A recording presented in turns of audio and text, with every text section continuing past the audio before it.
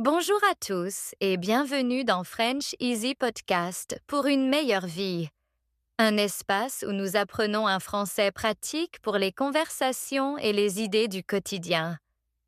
Je suis Emma et je suis vraiment heureuse que vous soyez ici. Et moi, c'est Georges, votre co-animateur. Bonjour à tous. Aujourd'hui, on fait les choses différemment. On commence une conversation longue, profonde et honnête.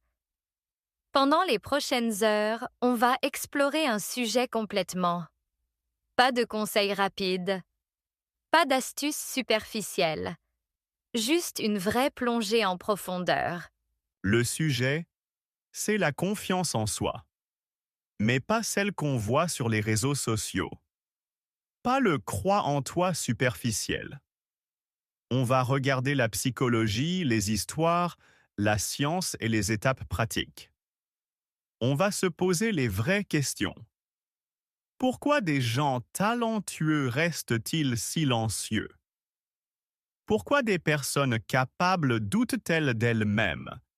Et surtout, comment peut-on changer ça? Commençons par une définition.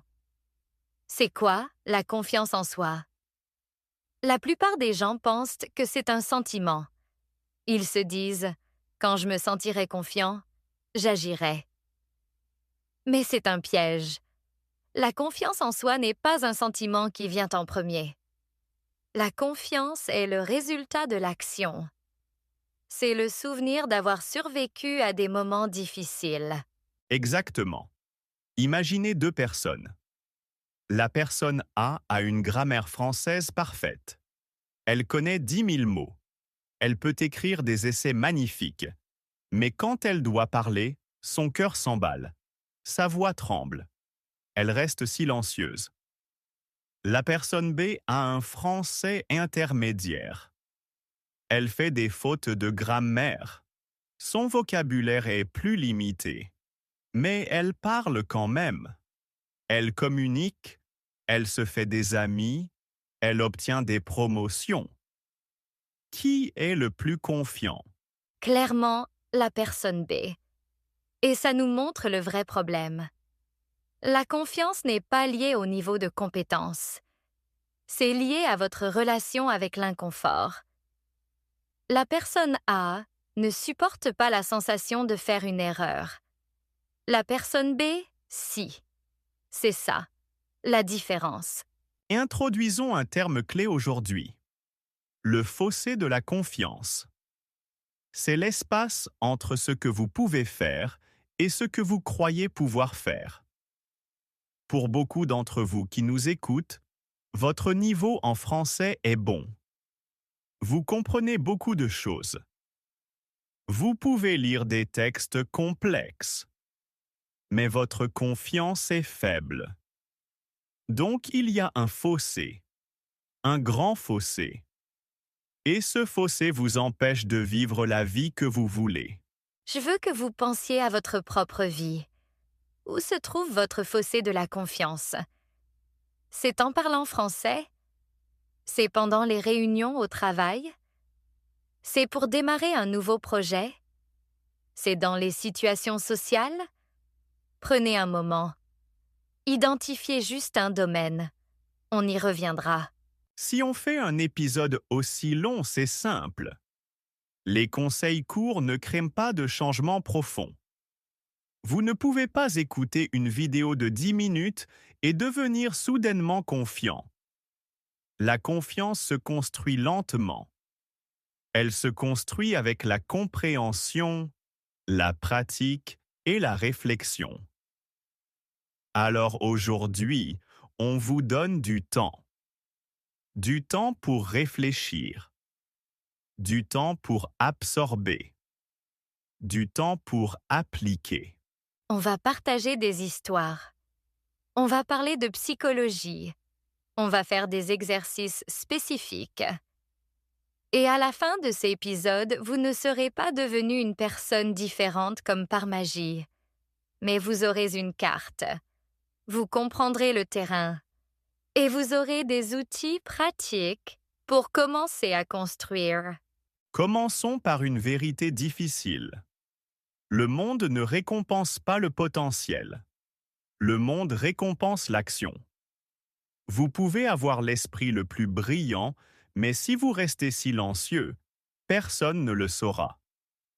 Vous pouvez avoir un français parfait dans votre tête, mais si vous ne parlez pas, vous ne pouvez pas créer de lien avec les gens. Le coût d'une faible confiance en soi est énorme. Ça vous coûte des opportunités, des relations et de la croissance. Pensez aux opportunités que vous avez perdues, le boulot pour lequel vous n'avez pas postulé, la conversation que vous n'avez pas entamée, la question que vous n'avez pas posée en cours, la personne que vous n'avez pas abordée. Ces moments sont passés. On ne peut pas les récupérer. Et la raison, ce n'est généralement pas un manque de capacité. C'est un manque de confiance à cet instant précis. C'est douloureux d'y penser. Mais c'est nécessaire. Il faut voir le coût. Parce que quand on voit le coût, on trouve la motivation pour changer. Si vous êtes à l'aise avec votre faible confiance, si vous acceptez ça comme faisant partie de votre personnalité, rien ne changera. Il faut que vous décidiez. Je veux une vie différente. Je veux combler le fossé de la confiance. Parlons un peu de la biologie. Pourquoi a-t-on peur dans ces situations? Pourquoi votre cœur s'emballe quand vous levez la main en cours? Ce n'est pas parce que la situation est dangereuse. Il n'y a pas de tigre qui vous court après. Vous ne tombez pas d'une falaise. Vous allez juste parler français. Mais votre corps réagit comme si votre vie était en danger. C'est le rôle de l'amygdale. C'est une petite partie de votre cerveau qui détecte les menaces. Il y a des milliers d'années, c'était utile. Si vous étiez dans la jungle et que vous entendiez un bruit, votre amygdale déclenchait une réponse de peur. Votre cœur s'emballait, envoyant du sang vers vos muscles. Votre respiration devenait rapide pour avoir plus d'oxygène. Vous étiez prêt à combattre ou à fuir. Ça nous a gardés en vie. Mais aujourd'hui, votre amygdale ne fait pas la différence entre un tigre et un regard désapprobateur. Elle ne voit pas la différence entre une menace physique et une menace sociale. Alors, quand vous vous préparez à parler français, votre cerveau pense « danger », risque d'être embarrassé, risque de rejet, et ça déclenche la même réaction physique. Cœur qui bat vite, mains moites, tête vide. C'est complètement normal. C'est la biologie humaine. Tous ceux qui écoutent ont vécu ça. Même les gens confiants vivent ça. La différence n'est pas l'absence de peur. La différence, c'est la réaction à la peur. Les gens confiants ressentent la peur, mais ils agissent quand même. Ils entraînent leur amygdale à comprendre que parler français n'est pas une menace. Comment on entraîne son amygdale? Par l'expérience, par l'épreuve. Chaque fois que vous parlez et qu'il ne se passe rien de mal, votre cerveau met à jour sa croyance. Il se dit « Ok, cette situation n'était pas dangereuse. On a survécu. Peut-être qu'on n'a pas besoin d'avoir aussi peur la prochaine fois. » C'est le processus de construction de la confiance. C'est lent. Ça demande de la répétition. Mais ça marche. On va explorer ce processus en détail. On va regarder des histoires de personnes qui ont transformé leur confiance. On va étudier la psychologie derrière tout ça. Et on va vous donner des exercices à essayer. Et on va répéter les idées importantes plusieurs fois. La répétition, c'est comme ça qu'on apprend. Donc, si vous nous entendez dire la même chose de différentes façons, c'est voulu. On veut que ces idées s'ancrent en vous. Avant de passer au chapitre 2, faisons une petite réflexion. Je veux que vous pensiez à votre propre histoire. Pensez à un moment où vous avez eu peur, mais où vous avez agi quand même. C'était peut-être en parlant français. Ou autre chose. Souvenez-vous de ce moment. Comment vous êtes-vous senti après? Probablement soulagé, probablement fier. Ce sentiment, c'est une preuve. C'est la preuve que vous pouvez gérer l'inconfort. Gardez ce souvenir précieusement. On s'en servira plus tard. Parfait. Maintenant, on comprend le problème de base. On a un fossé de la confiance. Notre biologie crée la peur. Mais on peut changer notre réaction. Dans le prochain chapitre, on va creuser la psychologie. On va voir d'où vient vraiment cette peur. On va explorer les histoires qu'on se raconte. Et on va commencer à construire une nouvelle compréhension de la confiance. Restez avec nous. Dans le chapitre 1, on a parlé de la biologie de la peur. L'amygdale. La réaction de combat-fuite. Mais la biologie n'est qu'une partie de l'histoire. La plus grosse partie, c'est la psychologie. Les histoires qu'on se raconte. Les croyances qu'on a sur soi-même et sur le monde. Commençons par une question. Imaginez deux personnes qui s'apprêtent à faire une présentation en français.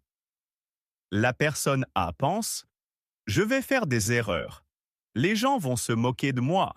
Je ne suis pas assez bon. Ça va être un désastre. » La personne B pense « C'est une opportunité de partager mes idées. Les gens s'intéressent à mon sujet. Les erreurs, c'est normal. Je vais faire de mon mieux. » Même situation. Pensées différentes. Expériences émotionnelles complètement différentes. La personne A va ressentir une peur intense.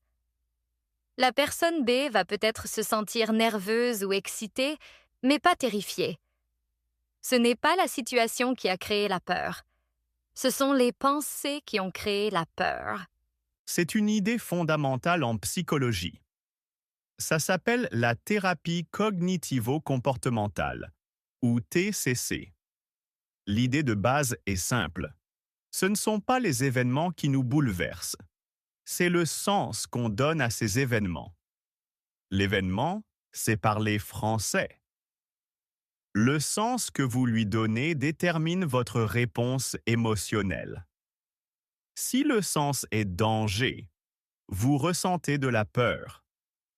Si le sens est opportunité, vous ressentez de la motivation. Alors, d'où viennent ces sens? Ils viennent de notre passé. Ils viennent de nos expériences. Ils viennent de ce qu'on nous a appris quand on était enfant. Ils viennent de la culture dans laquelle on vit. Avec le temps, on développe des pensées automatiques. Ces pensées sont si rapides qu'on ne les remarque même pas. Elles arrivent juste. Et elles contrôlent nos sentiments et nos actions.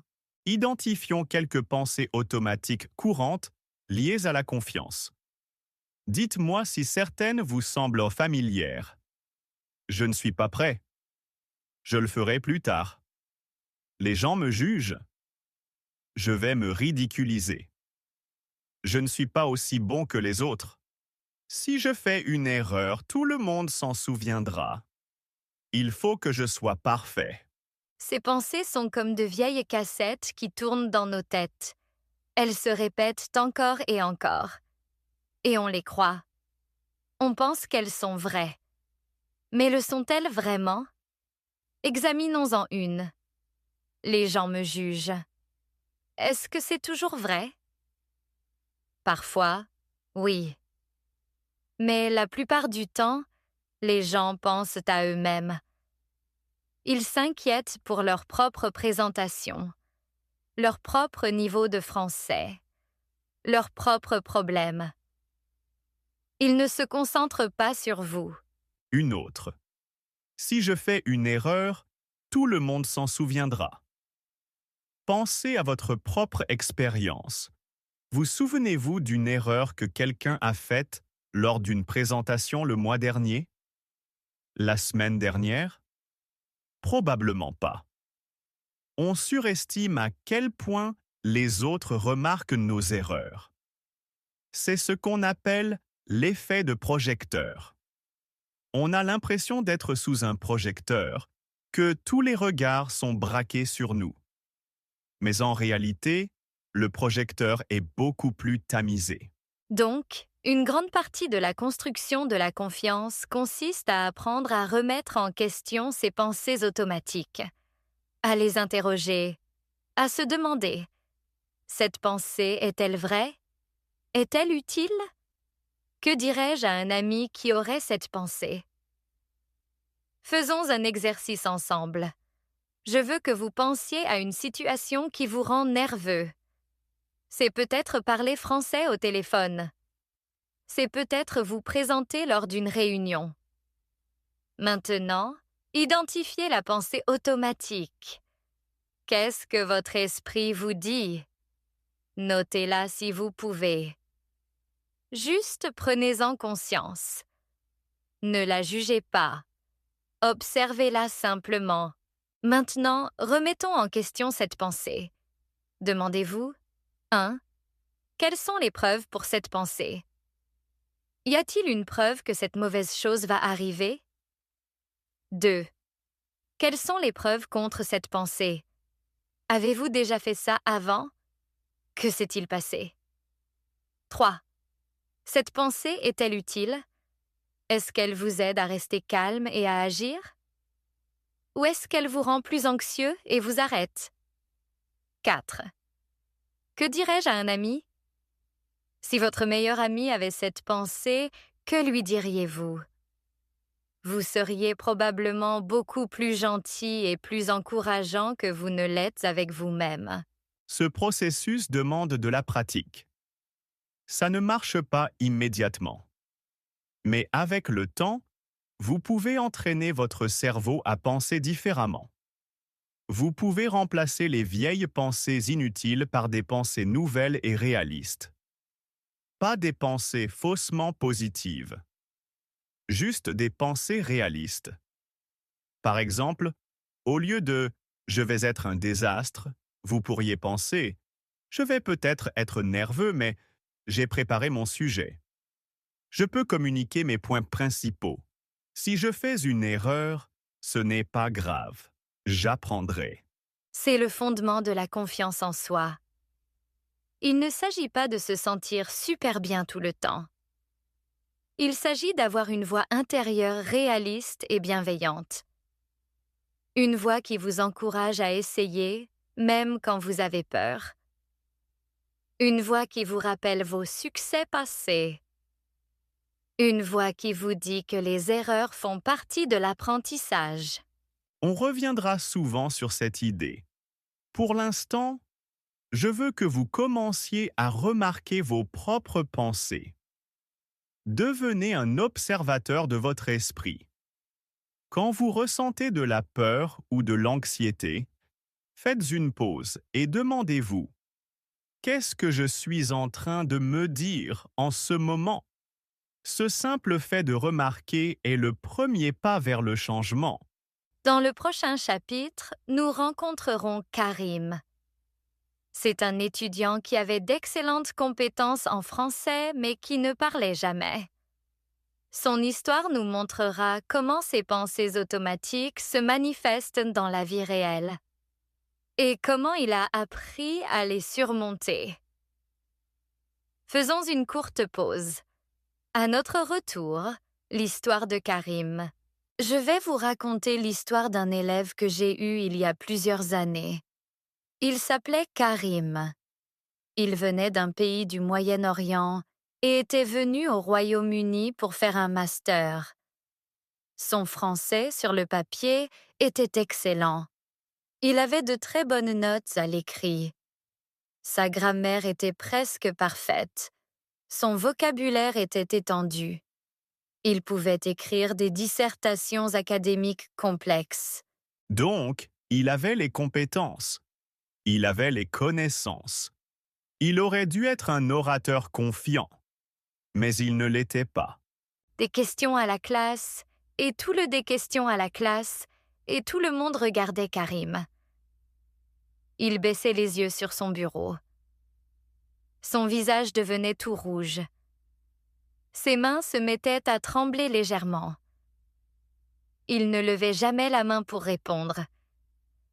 Si je lui posais directement une question, il répondait d'une voix très basse. « Désolé, je ne suis pas prêt. » Je ne suis pas prêt. C'est une phrase qu'on entend tout le temps de la part des apprenants. On dirait un constat. Mais en réalité, c'est une histoire. Une histoire qui nous protège de l'inconfort. Exactement.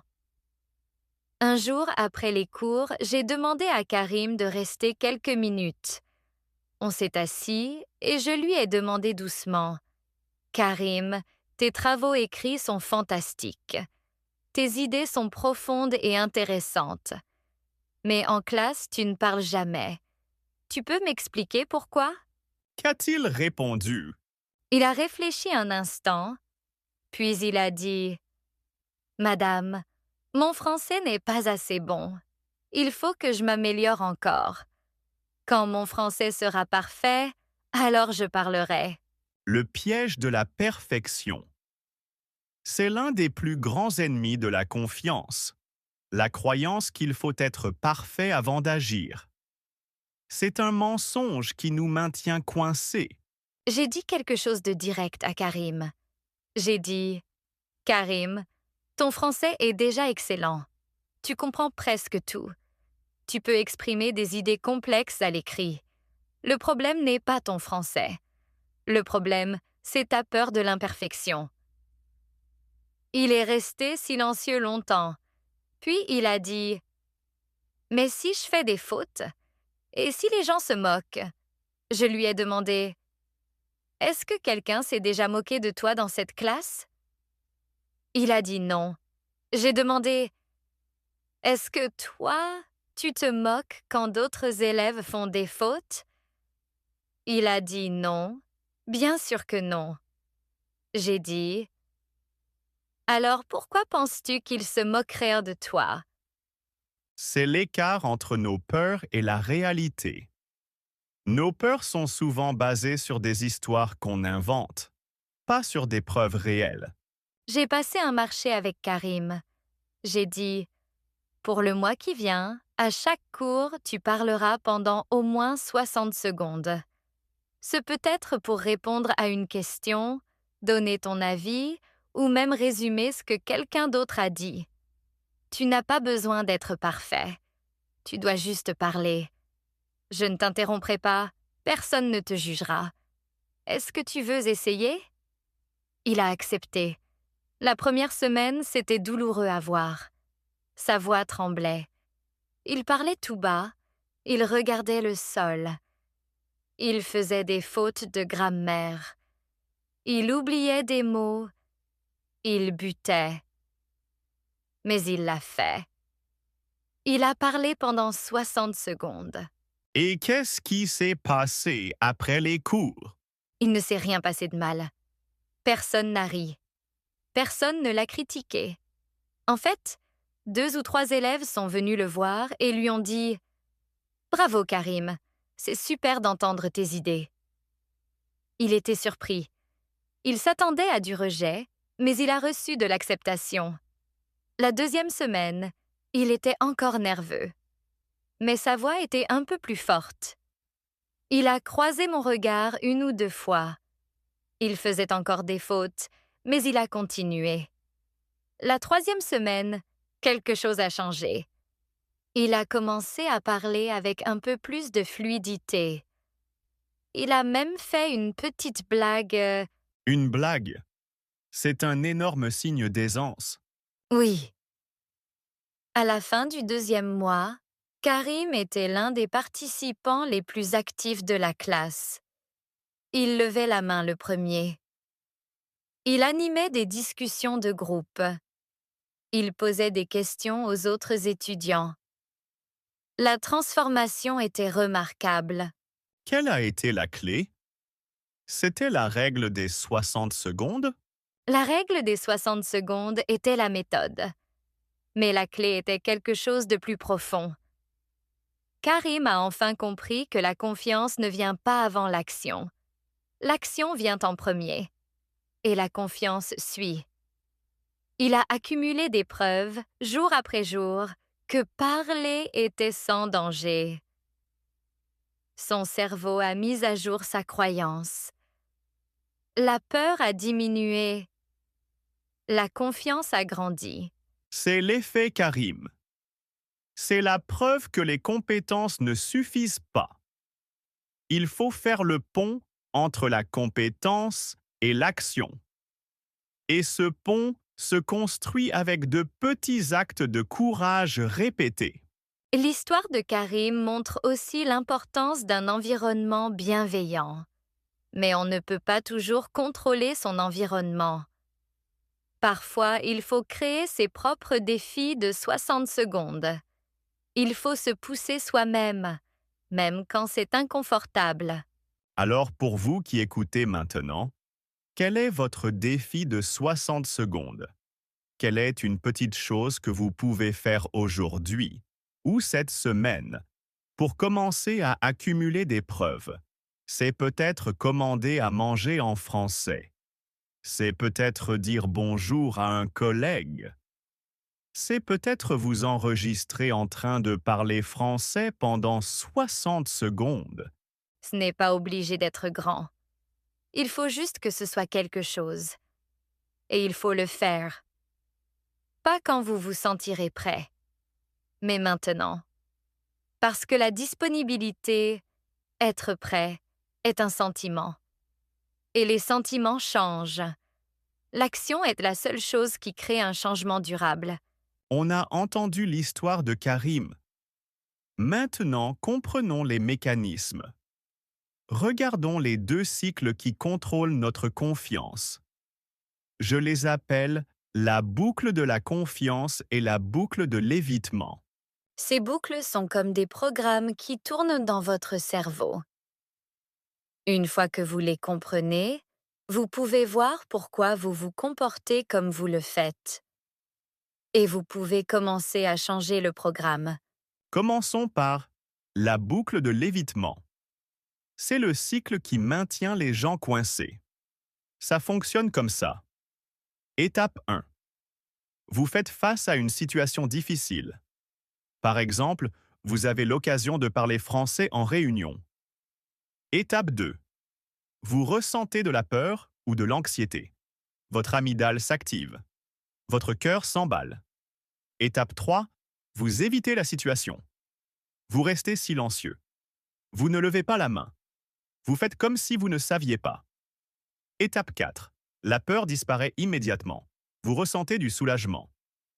Ah, sauf. Étape 5. Mais votre cerveau apprend une leçon dangereuse. Il apprend. Évitement égale sécurité. Il apprend aussi, cette situation était dangereuse. On l'a évitée. Bien joué. Étape 6. La prochaine fois, la peur sera encore plus forte. Parce que votre cerveau a confirmé que cette situation est à éviter. La boucle se répète et la peur grandit. C'est le piège. Le soulagement que vous ressentez en évitant est temporaire. Mais le coût est énorme. Vous apprenez à votre cerveau à avoir plus peur. Vous perdez des opportunités. Vous restez coincé. Et les années passent. Maintenant, regardons la boucle de la confiance. C'est le cycle qui construit le courage.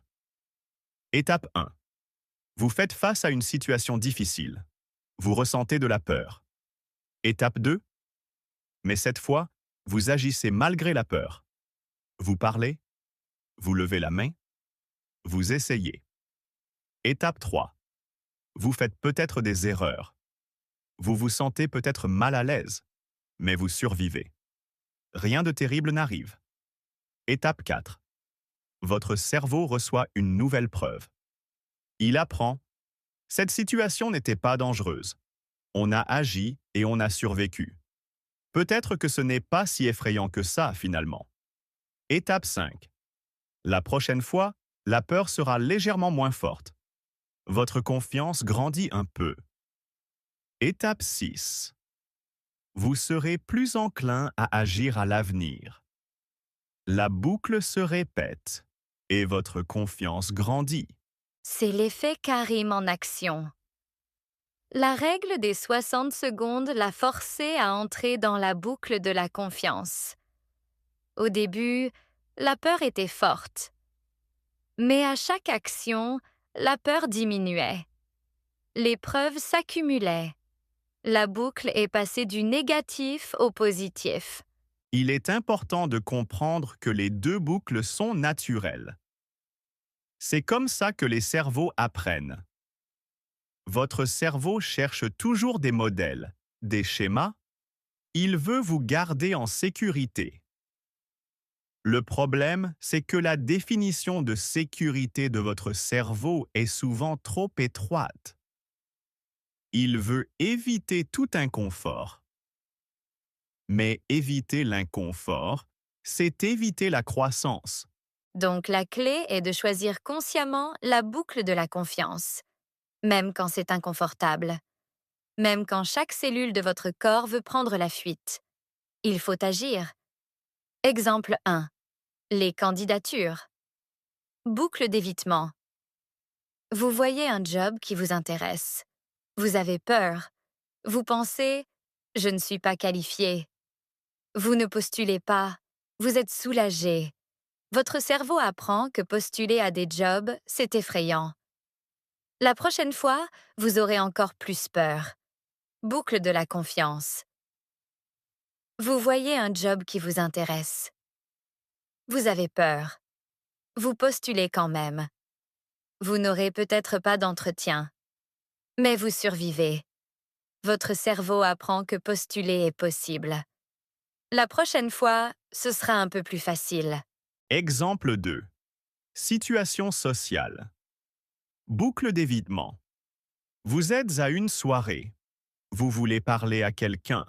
Vous êtes nerveux. Vous restez sur votre téléphone. Vous vous sentez en sécurité. Votre cerveau apprend qu'aborder les gens est dangereux. La prochaine fois, vous vous sentirez plus mal à l'aise. Boucle de la confiance. Vous êtes nerveux.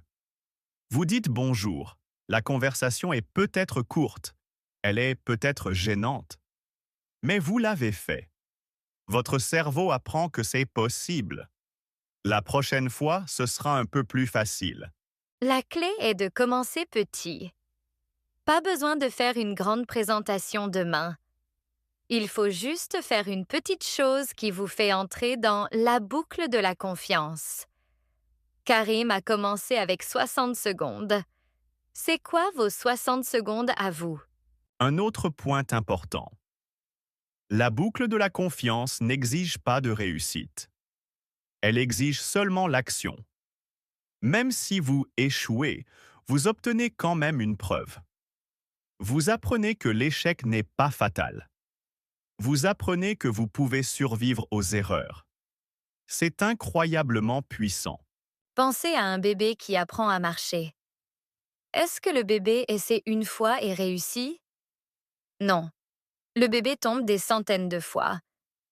Mais le bébé ne se dit pas « je suis nul, je ne marcherai jamais ». Le bébé continue juste d'essayer. Chaque chute est la preuve que marcher est dur, mais pas impossible. Finalement, le bébé marche. En grandissant, on perd ce processus d'apprentissage naturel. On a peur de tomber. On veut être parfait tout de suite. Mais la confiance, comme la marche, se construit en tombant et en se relevant. Alors, pour le reste de la journée, je veux que vous remarquiez vos boucles. Quand vous sentez la peur, demandez-vous « Est-ce que j'entre dans la boucle de l'évitement? Est-ce que je suis sur le point d'éviter cette situation? » À quoi cela ressemblerait-il de choisir la boucle de la confiance à la place même d'une petite manière? C'est une pratique. Vous n'y arriverez pas à chaque fois.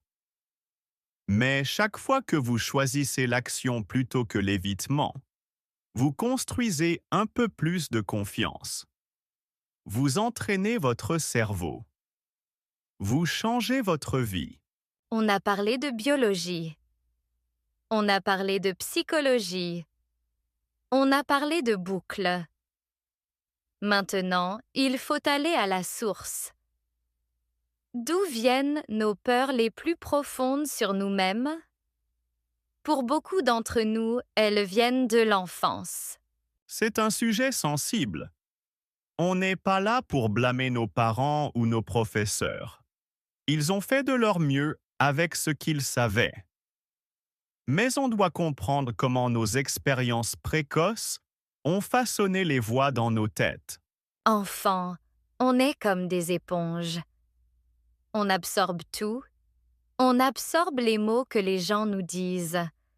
On absorbe la façon dont les gens nous traitent. On absorbe les règles non écrites de notre famille et de notre culture. Et ces messages deviennent une partie de notre voix intérieure. Pensons à quelques messages courants que les enfants entendent. Ne parle pas si on ne te parle pas. Les enfants doivent être sages et discrets. Tais-toi. Arrête de faire l'intéressant. Tu es trop bruyant. Qu'est-ce que les gens vont penser? Ne fais pas d'erreur. Tu n'es pas assez bien. Pourquoi tu n'es pas plus comme ton frère/ta sœur? Ces messages sont souvent donnés avec de bonnes intentions. Les parents veulent que leurs enfants soient polis, qu'ils soient en sécurité, qu'ils s'intègrent. Mais le cerveau de l'enfant ne comprend pas les nuances. Le cerveau de l'enfant apprend « parler, c'est mal »,« se faire remarquer, c'est mal »,« les erreurs, c'est mal »,« je ne suis pas assez bien ». Et ces croyances deviennent automatiques.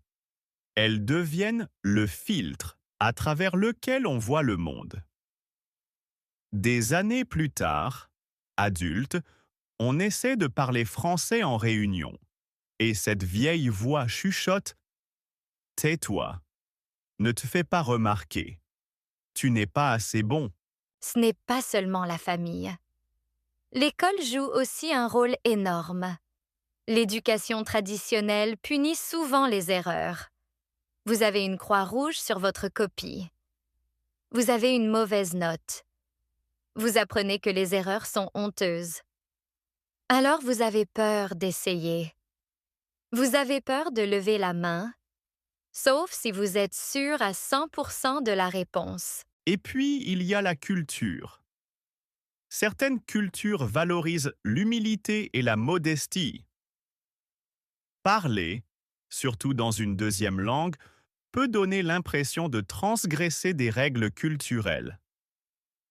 Vous pourriez avoir l'impression d'être arrogant ou de vous faire remarquer, alors que vous participez simplement. Donc on porte toute cette programmation avec nous. C'est comme un logiciel installé dans nos cerveaux quand on était trop jeune pour le remettre en question. Et il tourne automatiquement, contrôlant notre comportement, jusqu'à ce qu'on en prenne conscience et qu'on décide de le réécrire. La bonne nouvelle, c'est qu'on peut le réécrire. On n'est pas coincé avec la programmation reçue enfant. On peut mettre à jour le logiciel. On peut choisir de nouvelles croyances. Comment on fait? La première étape, c'est la prise de conscience. Il faut identifier les vieux programmes. Il faut entendre la voix. Il faut la reconnaître pour ce qu'elle est. Une vieille cassette, pas la vérité. Faisons un exercice de réflexion. Repensez à votre enfance. Vous souvenez-vous de messages que vous avez reçus sur le fait de parler, de faire des erreurs, d'être confiant? Peut-être un commentaire précis d'un parent, d'un professeur ou d'un camarade. Notez-le si vous pouvez. Maintenant, regardez ce message. Demandez-vous, ce message est-il vrai? Est-il utile? Est-ce qu'il me sert aujourd'hui en tant qu'adulte? Ou est-ce juste une vieille croyance inutile qui me freine? Pour beaucoup d'entre nous, ces vieux messages ne sont pas vrais. Ils ne l'ont jamais été. C'étaient juste des opinions. Mais on les croyait parce qu'on était enfant et que les adultes autour de nous semblaient être des dieux. Maintenant, adultes, on a le pouvoir de rejeter ces messages et d'en choisir de nouveaux. Quel nouveau message pourriez-vous choisir? Voici quelques exemples. Ma voix mérite d'être entendue. Les erreurs, c'est comme ça que j'apprends et que je grandis. Je suis assez bien, exactement comme je suis. Les gens s'intéressent à ce que j'ai à dire. C'est sans danger de m'exprimer. Vous pouvez écrire ces nouveaux messages. Vous pouvez vous les répéter. Mais souvenez-vous, les mots seuls ne suffisent pas. Il faut agir d'une manière qui soutient la nouvelle croyance. Chaque fois que vous parlez et que vous survivez, vous donnez à votre cerveau une preuve pour la nouvelle croyance. Vous réécrivez la programmation. C'est un travail profond. Ça prend du temps. Ça demande de la patience. Mais c'est le travail le plus important qui soit. Parce que quand vous changez vos croyances sur vous-même, tout change. Votre confiance grandit naturellement. Vous arrêtez de lutter contre vous-même. Vous devenez libre. On a beaucoup parlé de l'esprit. Maintenant, parlons du corps. Parce que l'esprit et le corps ne sont pas séparés. Ils sont profondément connectés. La façon dont vous tenez votre corps affecte ce que vous ressentez. La façon dont vous respirez affecte votre façon de penser. C'est une idée puissante. Si vous pouvez changer votre physiologie, vous pouvez changer votre psychologie. Vous pouvez utiliser votre corps pour envoyer des signaux de confiance à votre cerveau. Commençons par la posture. Pensez à comment vous êtes assis ou debout quand vous vous sentez confiant. Vous êtes probablement bien droit. Vos épaules sont en arrière. Votre tête est haute. Vous occupez de l'espace. Maintenant, pensez à comment vous êtes assis ou debout quand vous êtes nerveux ou effrayé. Vous vous recroquevillez probablement. Vos épaules tombent en avant. Vous vous faites tout petit. Vous regardez le sol. Ces postures ne sont pas seulement des expressions de ce qu'on ressent. Elles provoquent aussi ce qu'on ressent. La recherche montre qu'adopter une posture de puissance, se tenir grand, les mains sur les hanches, par exemple, peut en réalité augmenter les sentiments de confiance et diminuer les hormones de stress. Ça a l'air trop simple pour être vrai, mais ça marche. Avant une situation difficile, essayez ceci. Allez dans un endroit discret. Tenez-vous droit. Ramenez vos épaules en arrière. Levez le menton. Mettez vos mains sur les hanches. Respirez profondément. Restez dans cette position 2 minutes. Vous trouverez peut-être ça ridicule, mais ça peut changer votre état d'esprit.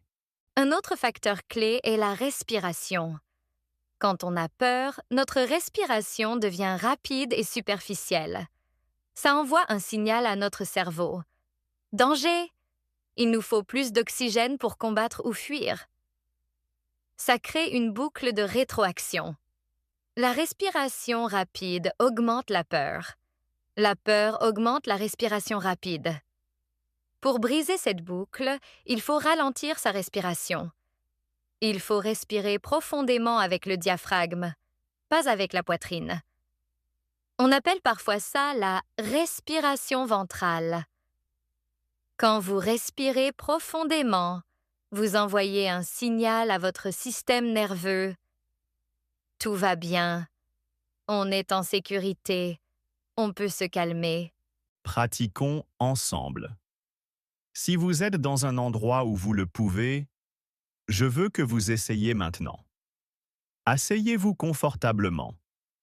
Mettez une main sur votre poitrine et une main sur votre ventre. Inspirez lentement par le nez pendant 4 secondes. Sentez votre ventre se gonfler, pas votre poitrine. Retenez une seconde. Maintenant, expirez lentement par la bouche pendant 6 secondes. Sentez votre ventre se dégonfler. Répétez ça plusieurs fois. Comment vous sentez-vous? Un peu plus calme? C'est un outil que vous pouvez utiliser n'importe quand, n'importe où. Avant une présentation, avant une conversation difficile, avant de parler français. Juste quelques respirations profondes peuvent calmer votre système nerveux et vous aider à penser plus clairement. Un autre aspect de la physiologie est le contact visuel. Quand on manque de confiance, on détourne souvent le regard. On regarde le sol. On regarde ses notes. On évite de regarder les gens.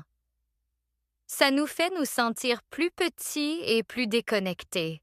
Établir un contact visuel, surtout quand on parle, est un signe de confiance.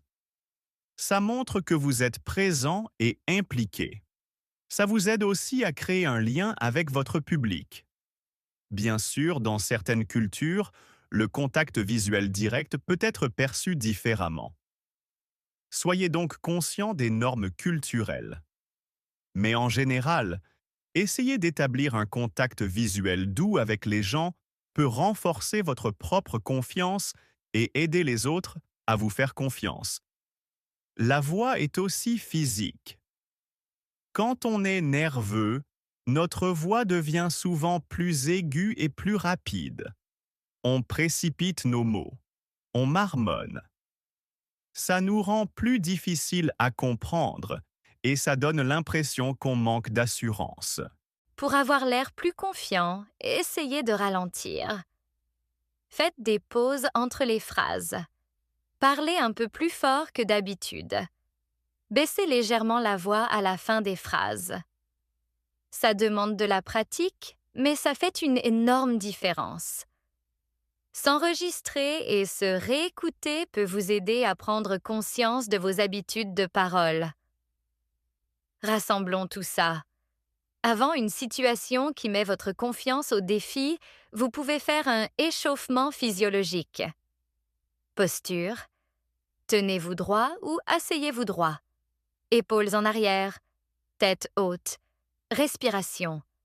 Prenez quelques respirations profondes et lentes avec le ventre. Voix. Échauffez votre voix. Humez. Lisez une phrase à voix haute en vous concentrant pour parler lentement et clairement. État d'esprit. Rappelez-vous votre intention. Je suis là pour partager mes idées. Je suis là pour créer du lien. Cette préparation ne prend que quelques minutes, mais elle peut complètement changer votre expérience.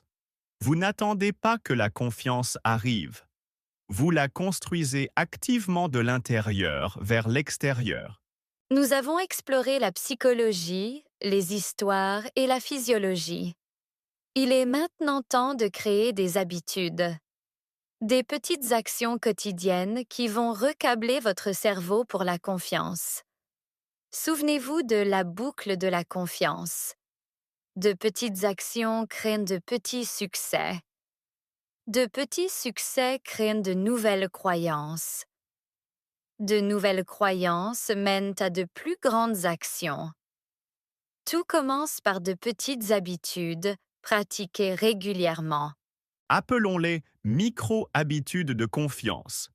Elles sont si petites qu'elles semblent presque insignifiantes. Mais avec le temps, leur effet est énorme. Habitude numéro 1. Tenir ses micro-promesses. C'est le fondement de la confiance en soi. La confiance exige que vous croyiez que vous ferez ce que vous dites que vous ferez. Chaque fois que vous ne tenez pas une promesse que vous vous êtes faite, je vais étudier à 19 heures, et vous ne le faites pas. Votre confiance en vous s'affaiblit. Votre cerveau apprend « je ne suis pas fiable ». Pour reconstruire cette confiance, commencez par des toutes petites promesses. Des promesses que vous ne pouvez pas échouer à tenir. Par exemple, je vais boire un verre d'eau au réveil.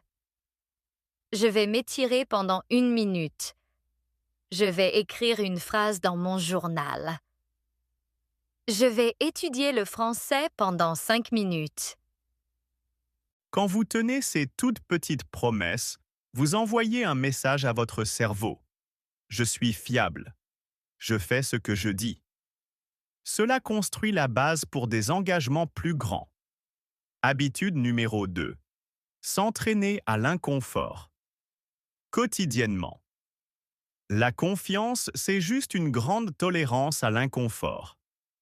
Plus vous supportez de vous sentir mal à l'aise, plus vous deviendrez confiant. Donc vous devez vous entraîner à être inconfortable. Chaque jour, faites une petite chose qui vous met légèrement mal à l'aise. Ça doit être un défi, mais pas terrifiant. Voici quelques idées. Parlez en premier dans une conversation au lieu d'attendre. Posez une question en réunion ou en cours. Enregistrez une courte vidéo de vous parlant français. Commandez à manger en français au téléphone. Commencez la tâche la plus difficile de votre liste de choses à faire immédiatement, au lieu de procrastiner. Faites un compliment sincère à un inconnu. Donnez votre avis, même s'il est différent des autres. La clé est de remarquer l'inconfort et de le faire quand même. Chaque fois, vous vous prouvez à vous-même que vous pouvez survivre à l'inconfort. Vous musclez votre capacité à gérer l'inconfort. Avec le temps, des choses qui étaient terrifiantes deviennent gérables. Habitude numéro 3. Arrêter de trop. Se préparer. C'est difficile pour beaucoup d'apprenants. On pense qu'en se préparant parfaitement, on se sentira prêt.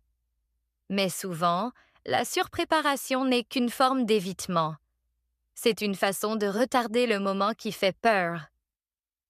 Il y a une différence entre une préparation productive et la surpréparation.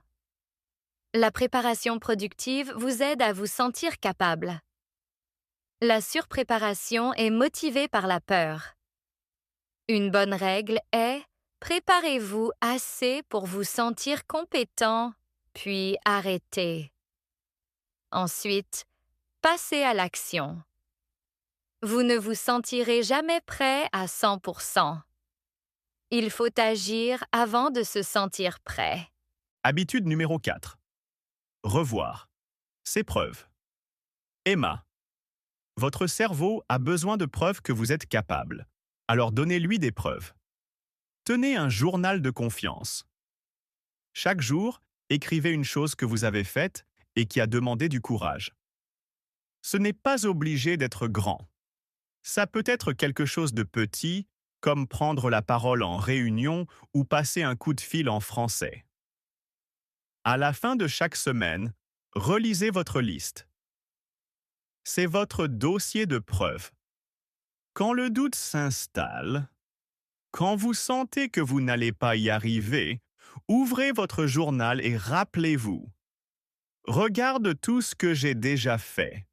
Je suis capable. Je peux gérer ça. Habitude numéro 5. Reconsidérer l'échec. Comme une donnée. On a tellement peur de l'échec parce qu'on le voit comme un jugement sur notre valeur. Mais l'échec n'est que de l'information. Ce sont des données. Ça vous dit ce qui ne fonctionne pas. Ça vous montre où vous pouvez progresser. Quand vous faites une erreur, au lieu de penser « je suis vraiment nul », essayez de penser « c'est intéressant. Qu'est-ce que je peux apprendre de ça ?» Cela change votre état d'esprit d'un état d'esprit fixe à un état d'esprit de croissance. Ça transforme l'échec de quelque chose à craindre en quelque chose dont on peut apprendre. Habitude numéro 6. S'entourer d'encouragement. Les gens autour de nous influencent notre confiance. Si vous êtes entouré de personnes qui vous critiquent ou vous rabaissent, il est beaucoup plus difficile d'avoir confiance en vous. Si possible, trouvez des gens qui vous encouragent, qui croient en vous, qui soutiennent votre progression. Cela peut signifier rejoindre une communauté d'apprenants, trouver un mentor ou simplement passer moins de temps avec des personnes négatives. Vous ne pouvez pas toujours contrôler votre environnement, mais vous pouvez choisir avec qui vous passez votre temps. Ces 6 habitudes ne sont pas difficiles, mais elles demandent de la régularité. On ne construit pas la confiance en un jour. On la construit jour après jour, par de petites actions répétées. Choisissez une habitude sur laquelle vous concentrez cette semaine. Une seule. Pratiquez-la tous les jours. La semaine prochaine, ajoutez-en une autre. Avec le temps, ces micro-habitudes transformeront votre confiance. Nous avons couvert beaucoup de terrain. Maintenant, concentrons-nous sur le contexte spécifique de l'apprentissage et de l'utilisation du français. Pour beaucoup d'entre vous, c'est là que votre fossé de la confiance est le plus grand. Vous avez les compétences, mais vous ne vous sentez pas vous-même en français. C'est un sentiment courant. Quand vous parlez votre langue maternelle, vous avez l'impression d'avoir une personnalité. Vous pouvez être drôle, intelligent, chaleureux. Mais quand vous passez au français, vous pouvez vous sentir comme une personne différente. Une personne plus simple, une personne moins intéressante. C'est douloureux. Pourquoi ça arrive? Parce que la langue est profondément liée à l'identité. Votre voix, votre ton, votre choix de mots, tout cela est une expression de qui vous êtes. Quand vous ne maîtrisez pas totalement tout cela dans une nouvelle langue, vous pouvez avoir l'impression d'avoir perdu une partie de votre identité. Alors, comment reconstruire son identité en français? Comment redevenir soi-même dans une nouvelle langue? La première étape est d'accepter que cela prendra du temps. On ne peut pas transférer toute sa personnalité d'une langue à l'autre du jour au lendemain. C'est un processus graduel de découverte et de création. Vous ne faites pas que vous traduire. Vous construisez une nouvelle version de vous-même. Une partie clé de cela est d'accepter votre accent. Beaucoup d'apprenants ont profondément honte de leur accent. Ils essaient de le cacher. Ils essaient de sonner comme un natif. Mais c'est une bataille perdue d'avance. Votre accent fait partie de votre histoire. Il fait partie de qui vous êtes. Le but n'est pas d'éliminer votre accent. Le but est d'être clair, d'être compris. Si les gens vous comprennent facilement, votre accent n'est pas un problème. En fait, pour beaucoup de natifs, les accents sont intéressants. Ils ajoutent du caractère. Donc, au lieu de lutter contre votre accent, concentrez-vous sur la clarté. Parlez un peu plus lentement. Prononcez vos mots clairement. Utilisez des structures de phrases simples. Faites des pauses entre les idées. Ces choses vous rendront beaucoup plus facile à comprendre que d'essayer de paraître parfait. Un autre changement important est de se concentrer sur la communication, pas sur la grammaire. la grammaire est un outil, pas le but. Le but est de créer du lien, de partager des idées, de comprendre et d'être compris. Si vous faites une faute de grammaire mais que les gens vous comprennent, vous avez réussi. Les natifs font tout le temps des fautes de grammaire. Ils disent « c'est nous qui l'avons fait » au lieu de « nous l'avons fait » dans des constructions plus complexes à l'oral. Ils font des accords douteux. La perfection n'est pas la norme. La communication, si. Alors, autorisez-vous à être imparfait. Autorisez-vous à faire des erreurs. Autorisez-vous à avoir l'accent d'un apprenant. Tout expert a un jour été débutant. Toute personne qui parle couramment a un jour galéré à construire une phrase. Un conseil pratique.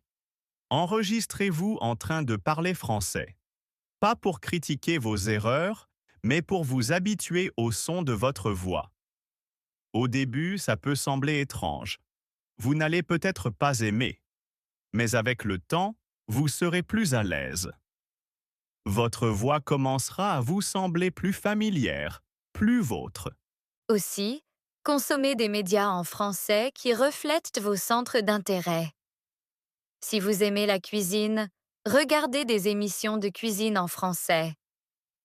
Si vous aimez le foot, écoutez des podcasts sur le foot en français. Cela vous aidera à connecter la langue à des choses qui vous passionnent. Ça rendra la langue plus personnelle, plus vous. Et enfin, trouvez vos gens. Trouvez d'autres apprenants ou locuteurs de français qui vous apprécient pour ce que vous êtes. Quand on se sent accepté, on se détend. Quand on se détend, on parle mieux. La confiance grandit dans la connexion avec les autres. Souvenez-vous, votre valeur ne se mesure pas à votre niveau de français. Votre valeur vient de vos idées, de vos expériences, de votre point de vue.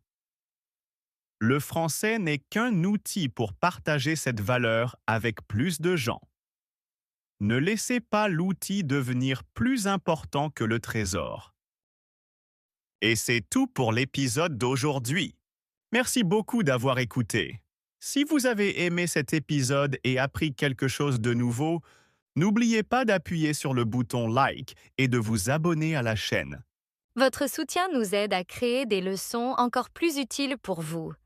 Restez motivés, continuez à pratiquer et on se retrouve dans le prochain épisode. À bientôt!